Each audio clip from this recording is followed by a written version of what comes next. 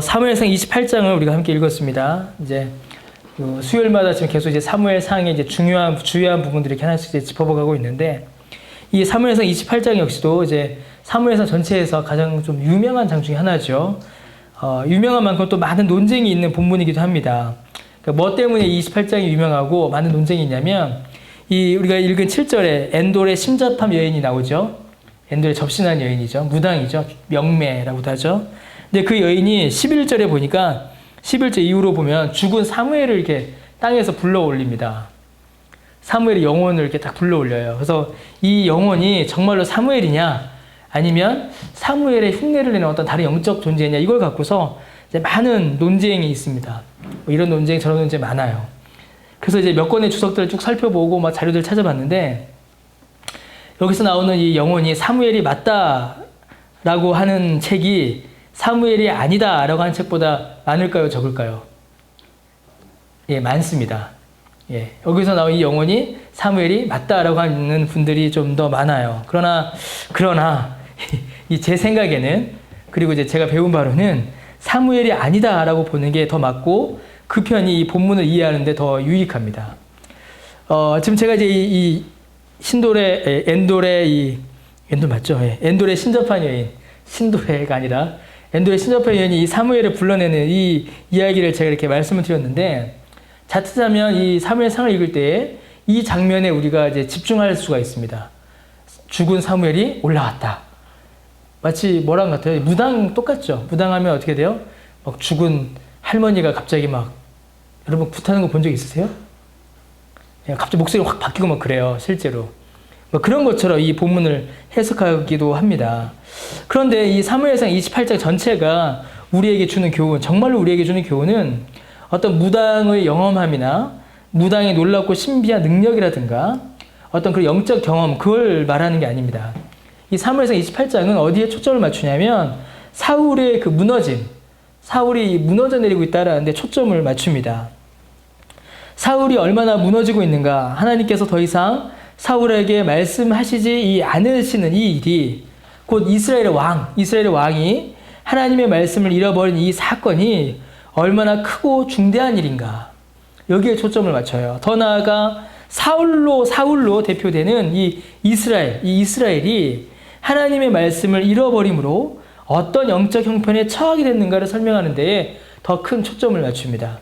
그러니까 이 엔돌의 신접한 여인이 사무엘을 불러 일으키는 것은 어떤 소재에 불과하고, 정말로 이 사무엘 28장이 우리에게 하는 이야기는 하나님의 말씀을 더 이상 받지 못하는 사울왕, 하나님의 말씀이 더 이상 전해지지 않는 이스라엘, 그 사울왕과 이스라엘의 공동체의 그 비참함을 말하는 데에 더 초점을 맞추고 있다는 것입니다.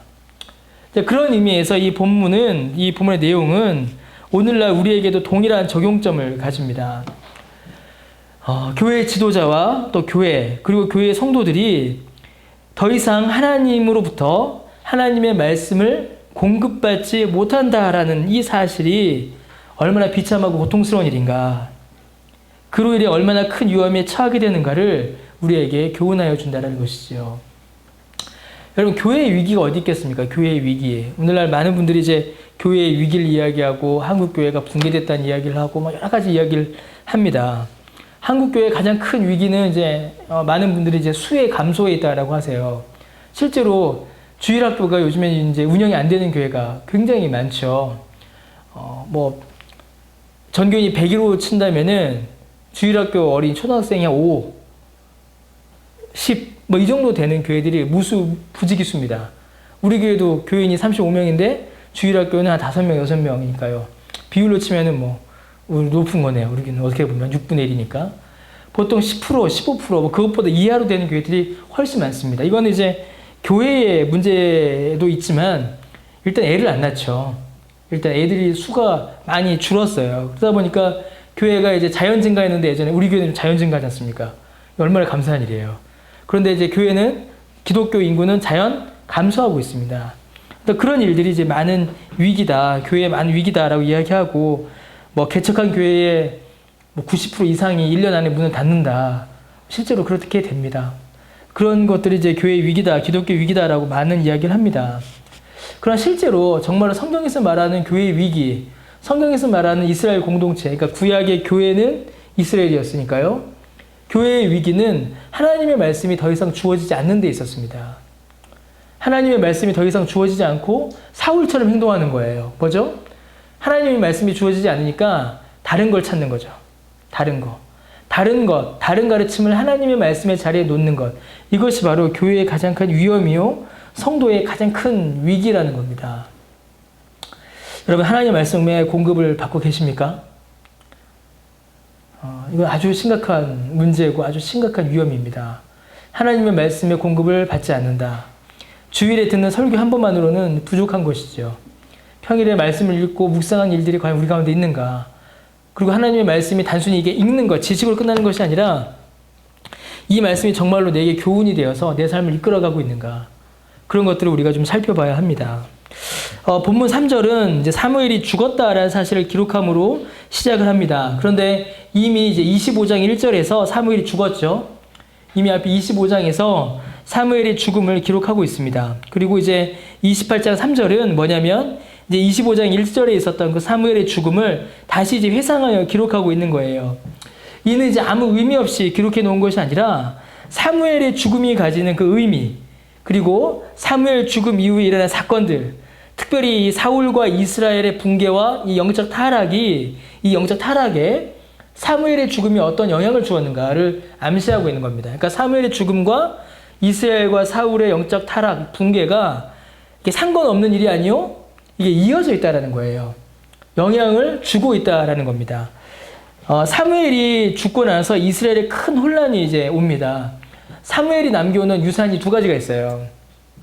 사무엘이 이제 두 가지의 유산을 남겨놓는데, 뭐냐면, 돈도 아니고, 뭐 이런 것도 아닙니다. 사무엘상 8장 5절에 보면요. 사무엘상 8장 5절에 보면, 이제 무슨 일이 벌어지냐면, 사람들이 사무엘에게 와서 왕을 세워주세요라고 이야기합니다. 근데 그때 사무엘이 뭐라고 하냐면, 사무엘상 8장 5절에 그에게 이르되, 사무엘에게 이르되, 사람들이요, 보소서 당신은 늙고 당신의 아들들은 당신의 행위를 따르지 아니하니 모든 나라와 같이 우리에게 왕을 세워 우리를 다스리게 하소서, 이렇게 이야기합니다. 그러니까 사무엘이 죽으면서 남긴 두 가지 유산, 첫 번째 유산이 뭐냐면 사무엘 자신을 따르지도 않고 전혀 닮지 않은 두 아들들이었습니다. 요엘과 아비야죠. 전혀 아버지를 따르지 않고 아버지의 길을 따르지 않는 악한 성직자들.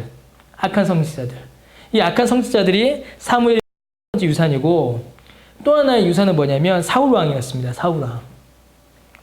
사무엘이 죽고 남은 것은 전혀 사무엘 닮지 않았던 불경거나 이 악한 아들들과 또 역시 사람들의 입맛에 맞게 세워져서 하나님을 따르기보다는 사람들을 따르는 사울왕이었습니다. 종교적으로 어떻게 했어요? 완전히 타락해버린 종교 지도자. 정치적으로 하나님을 두려워하지 않고 사람의 인기에 영합하여 움직이는 사울왕. 이 둘을 사무엘이 남겨놓고 죽은 겁니다. 사무엘의 사후 이스라엘은 사실 또다시 사사기 혼란으로 돌아간 것과 같습니다. 하나님의 말씀이 전혀 전하여지지 않고 그저 사람의 입맛에 맞게 세운 왕이 다스리는 시기였기 때문이죠. 사사기의 혼란이 사무엘을 통해서 다시 좀 이렇게 정리되고 좀 이렇게 나라가 하나님 백성, 거룩한 하나님 백성의 모임으로 좀 이렇게 좀 정돈되는 것 같았습니다. 사무엘 때. 그러나 사무엘이 죽고 나자 그런 정리정돈은 다 사라져버리고 이내 극심한 혼란에 빠져버리고 만 것입니다. 이를 가장 분명히 가르치는 구절이 28장 6절입니다. 사무엘상 28장 6절. 이러한 영적 상태, 이러한 사울과 이스라엘 영적 상태가 가장 분명히 드러나는 게 이 28장 6절인 것이죠. 28장 6절에 보면은 뭐예요? 사울이 여호와께 여짜오되 묻자오되 여호와께서 꿈으로도 우림으로도, 이 우림은 이제 그거죠. 우림과 둠밈, 제사장의 옷 속에 있었던 거. 하나님의 뜻을 우림과 둠밈으로 이제 제사장들이 이제 알아냈죠. 하나님께서 말씀하셨죠. 그 다음에 선지자로도 그에게 대답하지 아니하셨다, 이렇게 기록을 하고 있습니다. 이 28장 6절의 말씀은 단지 한 사람, 사울이라는 한 사람의 이야기로 보시면 안 돼요. 사울이라는 한 개인이 아니라 이스라엘의 왕의 상태라는 것입니다. 곧 이스라엘을 하나님의 뜻으로 다스리고 하나님의 나라를 이루어가는 일에 세움받은 이스라엘의 왕. 하나님의 통치의 대리자인 동시에 또 뭐예요? 온 이스라엘을 대표해서 하나님께 나아가야 하는 그 왕에게 모든 말씀, 하나님의 모든 말씀이 끊어졌다라는 말입니다. 그럼 이 말이 뭐겠습니까? 온 이스라엘이 하나님의 말씀 앞에 나아가지 못하고 있다는 걸 의미합니다. 사울 왕만이 아니라 모든 이스라엘 사람들에게 하나님께서 말씀하지 않으시는 거예요. 하나님의 말씀이 닫힌 시기가 되는 겁니다. 사무엘이 죽고 하나님의 말씀이 전해지는 사역이 이스라엘 가운데 중단되어 버린 거예요. 이게 아주 심각한 문제입니다. 사무엘의 죽음으로 이스라엘이 하나님의 말씀 앞으로 나아가지 못하게 되었고, 물론 이제 소소하게 선지자들이 등장합니다. 한 명씩 한 명씩. 그러나 그들의 사역은 정말 소소한 것이었고, 우리 사무엘상 앞부분, 사무엘상 7장에 보면 뭐가 있어요? 사무엘 7장에 미스바에서 온 이스라엘이 모여서 하나님의 말씀을 들고 회개하며 그들이 자복하는 일들이 벌어지죠. 그러니까 사무엘상 앞부분 7장에 있었던 그 미스바의 어떤 성의 공예처럼 미스바에서 모였던 것처럼 모든 민족과 나라가 공동체가 하나님 말씀 앞에 서는 일이 더 이상 일어나지 않게 된 겁니다. 중단돼 버린 거예요. 이스라엘 민족에게 하나님의 말씀이 그친 겁니다. 하나님의 백성들의 나라임에도 불구하고 더 이상 그들에게 하나님의 말씀이 전해지지 않는 그런 비참한 영적 형편에 처하게 된 겁니다. 그게 지금 사무엘이 죽었더라라는 이 한마디 말로 이 모든 것들을 지금 설명하고 있는 것이죠. 이 교회가 가장 비참하고 교회가 가장 위험할 때가 언제냐면 하나님의 바른 말씀이 그칠 때입니다. 하나님의 말씀이 중단될 때예요. 근데 잘 모릅니다. 잘 몰라요. 하나님의 말씀이 중단되었다라는 것을 느끼지 못합니다. 왜 그러겠습니까? 지금 이스라엘도 똑같았습니다. 하나님의 말씀이 중단됐다는 걸 느끼지 못했어요. 우리가 이제 주일 오후마다 지금 선지서 쭉 보고 있죠? 선지서를 보면 어떤 느낌이 드세요, 여러분? 선지서를 이렇게 제가 공부하면서 가르치면서 어떤 마음이 드냐면, 야, 선지자만 애가 다른구나. 그런 생각이 들어요, 선지자만. 선지자만 혼자 마음이 막 애가 달아서 막 뭐라고 표현하지? 혼자 마음이 퍽퍽해갖고 막 이거를 막 전하면 안 전할 수가 없고 전해야 되는데 사람들은 전부 다 어때요? 그냥 무덤덤합니다. 무관심해요. 오히려 잘 살아가고 있어요. 왜 그러겠습니까? 선지자다라고 하는 자들이 있기 때문이에요. 거짓 선지자들. 거짓 선지자들이 그냥 늘 하듯이 말씀 전하고 있고 제사장들이 늘 하듯이 그냥 성전에서 제사를 하나님께 드린 일들이 그냥 루틴하게 일상적으로 계속 이루어지고 있기 때문이죠. 아무렇지도 않은 거예요. 아무렇지도 않은 겁니다. 근데 이스라엘이 지금 그런 상황인 거예요. 교회가 그런 위기에 처할 수 있습니다. 교회 와요. 교회 옵니다. 목사가 있고 예배를 드리고 또 때가 되니까 한 달에 한 번씩 우리 뭐 성찬도 하고 강대상도 있고 교회 같은 거예요. 겉으로 보기에는. 그죠?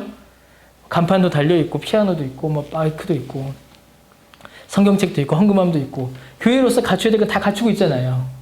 그러니까 교회 같은 겁니다. 그러니까 하나님의 말씀이 중단되었다는 것을 전혀 느끼지를 못해요. 외적으로 드러나는 교회의 조건들이 채워져 있으면 그냥 교회인가 보다. 그냥 하나님 백성인가 보다. 그렇게 생각하고 우리가 넘어가기가 쉽다라는 겁니다.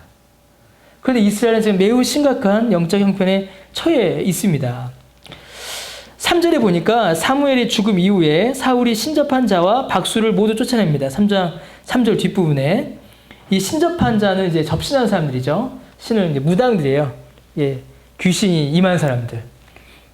교회 안에서 요즘에 접신한다는 말을 쓰는데 들어보셨어요? 혹시 교회 안에서 접신한다는 말을 쓰는 거? 아주 위험한 말입니다. 예, 교회에서 이제 어떤 때 쓰냐면 이제 기도하고서 넘어뜨릴 때 이때 접신했다는 표현을 써요. 성령에 접신했다. 그분들이 어떤 의미로 쓰시는지 모르겠지만 아주 위험한 표현입니다. 교회는 절대 써서는 안 되는 표현이에요. 그 신접한 자, 그 다음에 박수. 박수는 뭐예요? 남자 무당을 박수라고 하죠. 박수무당, 남자 무당. 그러니까 신접한 자와 박수를 그 땅에서 쫓아냈다. 뭐 이렇게 되어 있습니다. 사무엘이 죽고 난 이후에 사울이 잠시 이제 생각을 돌이켜서 하나님의 말씀 앞에 순종하는 듯이 보여요.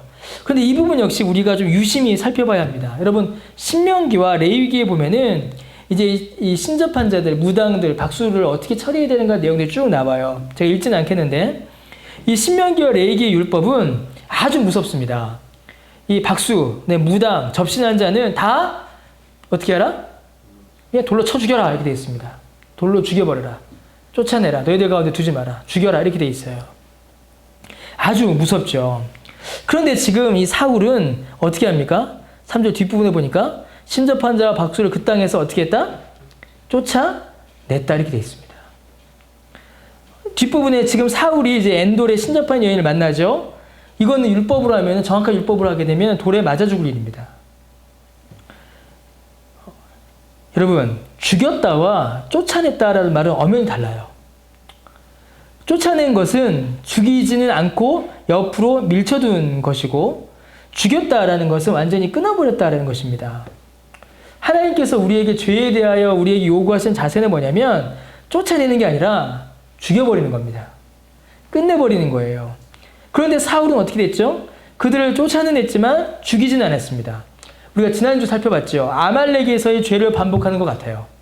하나님의 말씀을 순종하는 것 같지만 속으로는 하지 않고 있는 거죠. 여러분, 죄를 남겨두는 것과 죄를 완전히 죽이는 것은 다른 문제입니다. 우리의 의지와 능력이 그렇게 완전하지를 못해요. 서랍 속에 넣어놓았다고 해서 보이지 않는 곳에 치웠다고 해서 우리의 의지가 그 죄를 끊어내지를 못합니다. 제가 담배 끊을 때 그랬습니다. 담배 끊을 때 눈에 담배가 보여요. 자연스러운데 우리 이런 것도 많이 했죠. 우리는 예. 담배 끊을 때 그랬습니다. 제가 담배를 못 끊었어요. 한동안. 눈앞에 담배가 있거든요. 나 이제 안 펴? 그래, 그래서 서랍에 넣어놓습니다. 서랍은 항상 닫혀있나요? 한번 열거든요. 그럼 보이는 거, 아이고, 웬일이니 담배야? 이렇게 되는 거죠. 오래간만인데? 닫으면 얼마나 좋겠습니까? 다시 또 열어요. 여러분, 죄는 보이지 않는 곳에 숨겨놓는다고 해서 우리의 마음에서도 지워지는 게 아닙니다. 우리의 마음은 뚜렷이 기억해요. 그 죄를 어디에 숨겨놨는지, 그 담배를 어디에 감춰놨는지, 하나님 앞에 죄스러운 그것들을, 하나님이 기뻐하지 않으시는 것들을 어디에 숨겨놨는지 우리의 마음은 정확히 기억합니다. 다 까먹어도 그건 안 까먹어요, 여러분. 데살로니가전서 5장 22절에 바울이 뭐라고 합니까? 악은 어떤 모양이라도 버리라. 바울의 말처럼 끊어내야 합니다. 이걸 위해서 기도하셔야 돼요. 그러니까 어떻게 기도해야 될까요, 여러분?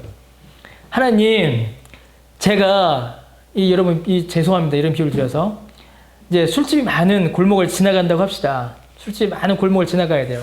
하나님, 제가 이 골목을 지나갈 때에 제 눈을 지켜주세요라고 기도하면 그건 늦은 겁니다. 그건 틀린 거예요. 그럼 기도를 어떻게 해야 되겠습니까? 제 발걸음을 술집이 없는 골목으로 가게 해주세요라고 기도해야 됩니다. 애초의 시작이 달라야 돼요. 죄의 원인들 여기다 남겨놓고 하나님, 제가 이 죄의 원인들과 맞서 싸워 이기게 해주세요라고 기도할 게 아니라 이 죄의 원인들 자체를 제 안에서 뽑아내주세요라고 기도해야 합니다. 여러분, 우리의 실력, 우리의 어떤 능력을 과대평가해서는 안 됩니다. 우리는 보이면 손이 가고 손이 가면 죄를 짓게 되어 있습니다. 사울의 이런 행동들, 이런 이제 박수나 친접한 자를 죽이지 않고 그냥 쫓아낸, 밀어냈던 이 행동이 얼마나 위험하고 부질없는가를 사울 스스로 이제 증명해 보이죠. 블레셋 군대가 4절 보니까 블레셋 군대가 수넴에 이르러 진을 쳤다라고 이야기합니다. 여러분, 이 블레셋 군대는요, 전차를 많이 이용했다고 합니다. 전차. 그러니까 기병은 이제 말인데, 이제 병기죠. 뭐라고 하죠? 이 전차? 병거, 그렇죠. 병거를 많이 이용했다라고 그래요. 그래서 병거 전차를 많이 이용했고, 그래서 이스라엘은 블레셋과 전쟁할 때마다 어떻게 했을까요? 이 골짜기에 숨은 거예요. 골짜기에서 전차가 자유롭게 다니지 못하니까 항상 그렇게 전쟁을 치렀던 거죠.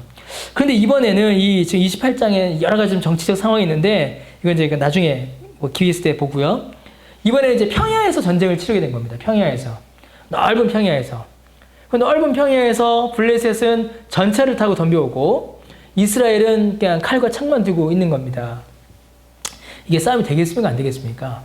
아주 불리한 형편이죠. 그래서 5절에 보니까 사울이 블레셋 군대를 보고 마음이 크게 어떻다? 떨렸다라고 얘기했죠. 떨렸다. 그런데 이제 다른 영어 성경에는 두려움이 그 마음에 가득 찼다 이렇게 표현합니다. 두려움이 가득했다라고 기록해요. 이게 이제 항상 다윗하고 이제 비교가 됩니다. 다윗은 그 마음에 무엇으로 가득 찼을까요? 성령으로 가득 찼고 골리앗을 봤을 때 무엇으로 가득 찼죠? 용기로 가득 찼죠. 다윗은. 그런데 지금 사울은 이 블레셋을 보고 무엇으로 가득 차요? 두려움으로 가득 찬 겁니다. 이게 뭘 의미할까요? 더 이상 사울 안에 성령님이 계시지 않다라는 겁니다. 사울이 더 이상 성령 충만하지가 않다라는 거예요. 사울의 마음을 다스리는 더 이상 성령님이 아니신 겁니다. 사무엘상 16장 이후로 보면은 매우 중요한 표현들이 사울에 대해서 등장하는데 이게 바울과 데비드에서 등장하는데 다윗과 데비드에서 등장하는데 사울을 가리켜서 악령에게 사로잡혔다라는 표현이 많이 등장합니다. 그래서 사울이 악령에게 사로잡혀 괴로워하니까 다윗이 와서 이거 뭐죠? 이거 하프를 연주하니까 악령이 떠나갔다. 또 악령이 그 마음을 사로잡아서 사울이 다윗을 죽이려 했다. 이런 표현들이 계속 등장해요. 사울은 더 이상 하나님의 인도, 성령의 인도, 말씀의 인도를 받지 않는 상태인 겁니다. 하나님의 말씀이 그쳤을 뿐만 아니라 그 심령이 이미 하나님의 말씀을 거부하고 있고 그 마음이 악한 영으로 가득 찬 거죠. 두려움으로 그 마음이 가득 찬 겁니다. 그때에 사울이 생각해낸 게 뭘까요? 그때 사울이 생각해낸 게 뭐냐면 바로 종교적 활동이었습니다. 하나님을 찾는 거죠. 6절에 보니까 뭐라고 했어요? 사울이 여호와께 묻자오되. 지금까지 악령의 다스림, 악령의 지배를 받았고 이스라엘 사회는 사무엘이 죽은 이후에 하나님의 말씀이 떠나갔고 이미 사울은 하나님의 특권을 멀어졌는데 그제서야 하나님 앞에 고개를 숙이고 하나님 앞에 기도하는 겁니다. 왜요? 사울이 하나님을 찾는 것은 하나님을 사랑하기 때문에 혹은 하나님을 찬송하기 위해서 혹은 하나님을 예배하기 위해서가 아니라 무엇 때문입니까? 순전히 자신의 필요 때문에 하나님을 찾는 겁니다. 하나님을 사랑해서 찾는 것이 아니라 자기의 필요 때문에 하나님을 찾는 것이지요. 그러니까 지금 사울에게 있어서는 여러분 이게 아주 심각한 건데 하나님이나 사울에게 있어서 하나님이나 블레셋 사람들에게 있어서의 다곤이나 아스타롯이나 바알이나 그런 신들과 똑같은 겁니다. 블레셋과 이방인들이 자기들의 승리를 위해서 자기들의 부를 위해서 바알에게 경배한 것처럼 사울 역시도 지금 어떻게 얻는 거예요? 자기의 승리를 위해서, 전쟁의 승리를 위해서 하나님을 찾고 있는 겁니다. 근데 그러한 심령에 하나님께서 응답하실 리가 없지요. 하나님께서 응답하지 않으십니다. 하나님께서 모든 은혜의 방편들을 다 거두어 버리십니다. 은혜의 통로들을 다 막아버리세요. 이것이 사울과 이스라엘 앞에 놓인 가장 큰 위험이요 고통입니다. 사울은 지금 하나님 앞에 회개하고 그 심령을 돌이켜야 하는데 그러나 그는 회개는 거부하고 뭐만 달라는 거예요? 하나님의 능력만 요구하고 있는 겁니다. 마치 뭐와 같아요? 진이 맞죠? 램프의 요정. 하나님께서 펑 하고 나타나셔서 이 전쟁만 해결해주고 가라는 겁니다. 사울의 마음에는 하나님을 사랑하지 않습니다. 좀 더 본질적으로 이야기해서 사실 지금 사울이 찾는 것은 하나님이 아니죠. 지금 사울이 찾고 있는 존재는 하나님이 아니에요. 엔돌의 신접한 여인에게 가서 사울이 누구 달라고 해요? 이제 8절 뒤로 쭉 보면은 사무엘을 불러달라고 합니다. 사무엘. 왜 그러겠습니까? 사무엘이 살았을 때에 영향력이 있었거든요. 사무엘 한마디면 백성들이 움직였거든요. 사무엘 한마디면은 사울이 힘을 얻을 수 있었던 겁니다. 하나님을 찾는 것이 그의 목적이 아니라 사무엘의 영향력을 활용하는 것이 그의 목적이었습니다. 사람들이 얘기하는 거죠. 봐라, 나는 죽은 사무엘도 불러야 한다. 그 사무엘이 내 편을 들어주는데 전쟁을 우리가 지겠느냐. 철저히 하나님으로부터 멀어져 버린 겁니다. 이 무당이 어떻게 하니까 사무엘이 나타나요. 근데 이 무당을 가리켜서 책에 아주 재밌는 게 있었는데 12절에 보면은 28장 12절에 여인이 사무엘을 보고 큰 소리로 외치며 라고 되어 있죠. 우리말로는 이제 큰 소리며 외치며 라고 되어 있는데 영어 성경이나 원문을 보게 되면은 자기가 낼 수 있는 소리 중에 가장 큰 소리 이렇게 되어 있어요. 그러니까 비명, 고하 뭐 이렇게 되어 있어요. 이게 뭐래서 어떤 신학자들은 이제 공통적인 해석인데 이 부분을 뭐라고 하냐면 이 무당이 사실은 사입이었다. 그러니까 진짜 무당이 아니었다는 거죠. 그러니까 이 무당은 자기가 이렇게 해서 정말로 사무엘이 나타날 거라고 안 믿었다는 거예요. 사기꾼이었다는 겁니다. 근데 진짜로 나타나 버린 겁니다. 펑 하고. 예, 전 참 재밌었는데 정말 재밌네요 지금. 하여튼 그렇습니다. 그래서 이 무당에게 사무엘이 나타나요. 그리고 정말로 사무엘이 평상시 사울에게 말했던 것처럼 사울에게 말합니다. 그 말의 내용들이 아주 정말 하나님의 말씀 같아요. 16절부터 19절까지 사무엘이 16절 보세요. 사무엘이 이르되 이러면서 막 19절까지 사무엘이 그 사울에게 막 이야기를 해요. 하나님의 진노와 심판을 막 이야기하고 네가 하나님 앞에 벌받을 거다라는 이야기들을 쭉 하고 왜 하나님을 떠났냐면서 막 질책하는 말들을 쭉 합니다. 자, 그러면 이게 정말로 사무엘인가? 이 나타난 현상이 이제 몇 가지를 생각해 봐야 합니다. 사무엘이 여러분 아무리 선한 자라 할지라도 그는 죽은 자인데 그의 영혼을 사람이 불러내는 일, 곧 이 초혼이라고 하죠. 초혼. 신명기 18장 11절에 보면 분명히 이 초혼, 죽은 자의 영혼을 불러내는 자는 다 죽여버린다 되어 있습니다. 아주 엄격히 금지되어 있거든요. 이 초혼을, 이 영혼, 죽은 영혼을 불러들인 이 일을 과연 하나님께서 허락하신 것인가? 아무리 사무엘이 훌륭하고 대단하다 할지라도. 그럼 하나님께서 스스로 지금 하나님의 법을 어기신 건가? 이게 사무엘이 맞나? 그렇지 않은가? 우리가 이거 좀 고민할 필요가 있어요. 이 몇 가지를 우리가 좀 알아야 합니다. 지금 이 사무엘로 보이는 이 어떤 존재가 나타나서 정말 사무엘처럼 이야기를 합니다. 그리고 그 말이 옳은 말들이에요. 자, 그런데 여러분, 신약 성경에 보면 사람들은 예수님을 알아보지 못해요. 사람들은. 그런데 누구는 예수님을 알아봅니까? 귀신들은 예수님을 알아봐요. 귀신들은 예수님을 가리켜서 하나님의 아들이요, 존귀한 자요, 어디죠? 무덤 사이를 뛰다니는 사람들, 마가복음 1장, 마태복음 8장. 인데 보면은 그 귀신들이 예수님을 보고서 하나님의 아들이여 어찌하여 나를 괴롭게 하러 왔나이까?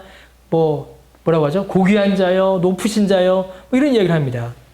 그러니까 이 악한 영, 귀신들은 오히려 사람보다 더 영적인 진리를 알고 있다는 겁니다. 오히려 더 정확히. 이게 신약에 보면 우리가 충분히 그 예를 알 수가 있겠죠. 그러니까 이게 지금 사무엘이 아니라 귀신이라 할지라도 이러한 영적 진리, 영적 상황들을 충분히 알 수 있다는 겁니다. 또 하나, 사단은요, 얼마든지 사람을 속일 수 있습니다. 귀신은 얼마든지 그 모습과 형태를 바꾸어서 귀신을 가리켜서 뭐라고 해요? 사단을 가리켜서 공중 권세 잡은 자라고 하죠. 얼마든지 그 모양을 바꾸어서 사람을 속일 수가 있습니다.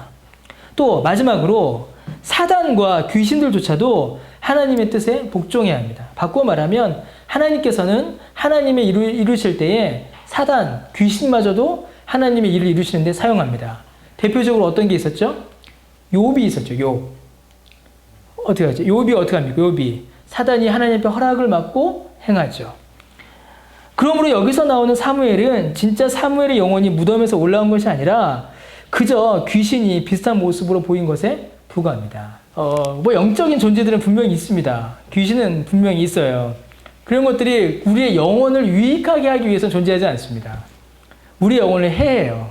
그러나 신약 성경과 구약 성경에 나타난 이런 이야기들을 쭉 보게 되면은 어떤 독특한 일들을 한다는 것이죠. 방금 말씀드렸던 것처럼 우리보다 더 영적 진리에 밝아요. 영적인 것을 밝히 보게 됩니다. 그러나 사람을 속이죠. 그러나 아무리 사람을 속인다 해도 하나님의 뜻에 벗어나서 귀신들이 활동할 수는 없습니다. 그러니까 지금 여기 사무엘처럼 보이는 존재도 한 6대4 정도, 제가 읽은 책으로는 6대4 정도로 사무엘이 맞다라는 비율이 좀 많은데 제가 봤을 때 사무엘이 아닙니다. 그렇게 될 수가 없어요. 이미 죽은 자가, 천국에 간 자가 다시 이 땅 위에 올 리가 없습니다. 그런 예가 또 어디 있어요? 나사로와 거짓 나사로의 비유에서 또 나타나죠. 부자가 어떻게 합니까? 부자가 베드로에게 저기 천국에 있는 나사로를 어떻게 해요? 좀 보내서 우리 가족들이 좀 회개하게 해달라고 좀 해달라. 그러니까 베드로가 뭐래요? 안 된다 이래버립니다. 안 된다. 갈 수 없다. 탁 못을 박아버려요. 성경에 나타난 원리가 이러할진데 사무엘이라고 해서 올라올 수는 없는 것이죠. 그럼 중요한 거 뭐냐면, 정말로 중요한 거 뭐냐면 지금 사울이 하나님의 법에 금한 것, 그러니까 이 접신한 자를 통해서 귀신을 불러내는 것을 행하고 있고 그것을 또 자신의 교훈이요 삶의 지침으로 삼고 있다는 겁니다. 더 나아가서 여러분 28장 20절 이후에 보게 되면 어떤 일이 일어나게 되냐면 사울이 이제 기지맥진해요. 먹지를 못해서. 먹지 못하고 해서 막 힘이 빠집니다. 그러니까 이 엔돌의 이 무당이 이 여인이 사울을 챙겨요. 당신 그러다 큰일 납니다. 이거 좀 드세요라고 떡을 줍니다. 그러니까 나 안 먹는다. 이러니까는 이제 고기도 잡아요. 그래서 이 여인이 준 떡과 고기를 먹고 사울이 힘을 내요. 이게 뭐랑 대조가 됩니까? 우리 주일날 살펴봤던 건데 사무엘상 21장에서 다윗이 뭘 먹어요? 제사장의 거룩한 떡을 먹죠. 다윗은 제사장의 거룩한 떡을 먹고 좀 힘을 내는데 사울은 점쟁이를 찾아가서 귀신을 보고 그 귀신의 말을 듣고 자기의 삶의 지침을 삼고 무당이 주는 떡을 먹고 자기 몸에 힘을 삼고 있다는 겁니다. 다윗과는 완전히 반대되는 거예요. 누가 이스라엘의 왕이냐라고 할 때 사울은 이제 아닌 겁니다. 하나님의 말씀으로 살지도 않고 하나님께서 주신 양식으로 힘을 내지도 않고 엉뚱한 걸 듣고 엉뚱한 걸 교훈을 삼고 엉뚱한 것으로 자기의 힘을 삼기 때문에 그래요. 완전히 다른 것이죠. 하나님께서 주시는 떡으로 힘을 얻어야 하는데 무당이 주는 떡과 고기로 하나님의 말씀으로 삶의 지침을 삼아야 되는데 무당이 불러낸 귀신의 말로 자기의 삶을 정하는 그런 비참한 지경에 처하고 만 겁니다. 여러분 오늘날 우리는 어떤 상태일까요? 오늘날 우리는 6절에 나오는 항목들 6절에 보니까 뭐 꿈, 우림, 선자 이게 나오는데 사실 이 6절에 나오는 항목들은 바꿔 말하면 하나님께서 사용하시는 은혜의 방편들이다라고 할 수가 있을 겁니다. 그럼 오늘날 하나님께서 우리에게 주시는 은혜의 방편들이 뭐가 있어요? 말씀과 성례와 기도입니다. 이런 말씀의 은혜들, 이런 은혜의 방편들을 우리가 열심히 선용하여 과연 하나님의 말씀을 듣고 있는가? 하나님께서 우리에게 주시는 은혜의 방편들, 은혜의 통로들이 닫혀있지 않는가? 여러분 우리가 하나님께서 주시는 이 은혜의 방편들, 말씀과 성례와 기도라는 이 은혜의 방편들을 놓치면 그게 여러분은 어느 순간 닫힙니다. 하나님을 더 이상 찾지 못하게 돼요. 말씀을 읽고 들어도 이제 깨달아지질 않고 성례를 참여하여도 그냥 오늘 떡은 이렇게 즐겨 포도주가 밍밍한 이렇게 돼버려요. 기도의 문이 닫혀버립니다. 이런 표현이 적절할지 모르겠지만 기도도 습관이고 버릇이거든요. 닫혀버립니다. 기도하러 나와도 기도되지가 않고 성경을 펴도 보이지 않고 말씀이 들리지가 않아요. 사울이 처음부터 아니랬잖아요. 그죠? 사울이 처음부터 아니랬습니다. 우리가 지금 어떻게 하다 보니까 3주 정도 좀 계속 사울에 대한 이야기를 보고 있는데 사울이 처음부터 아니랬어요, 여러분. 여러분, 하나님께서 우리에게 주신 은혜의 방편들, 오늘날 우리의 손에 쥐어주신 은혜의 방편들을 우리 열심히 사용해야 됩니다. 그래서 어디죠? 소유리 문답인가요? 하이델베르크 교리 문답인가요? 제가 지금 헷갈리네요. 어찌됐든 둘 중에 하나인데 거기 보게 되면 뭐라고 되어 있어요? 오늘 우리에게 주신 말씀의 은혜의 방편들을 열심히 선용하는 것. 그것이 하나님께서 우리에게 요구하시는 것이고 우리가 해야 될 일이다라고 설명하죠. 열심히 사용해야 합니다. 왜요? 하나님께서 원하십니다. 뭘 원하실까요? 우리가 하나님의 안식으로 들어가기를, 우리가 하나님과의 교제를 누리기를, 우리가 하나님과 함께하기를. 사울처럼 엉뚱한 거 먹고 엉뚱한 거 듣고 엉뚱한 거 따라가는 게 아니라 하나님을 찾고 하나님을 듣고 하나님으로 힘을 내기를 우리에게 하나님께서 원하시는 겁니다. 하나님께서 우리에게 주신 은혜의 방편들을 잘 사용하여서 이를 통해서 참된 힘과 위로를 얻는 우리가 되어야 하겠습니까? 우리가 되어야 하겠습니다. 우리 교회가 또 여러분이 또한 제 자신이 하나님의 이 은혜 방편들을 잘 활용하여서 주 앞에 나와 새 힘을 얻는, 그래서 사울처럼 되지 말고 다윗처럼 되는 그런 은혜가 우리 모두에게 있게 되기를 바랍니다. 기도하겠습니다.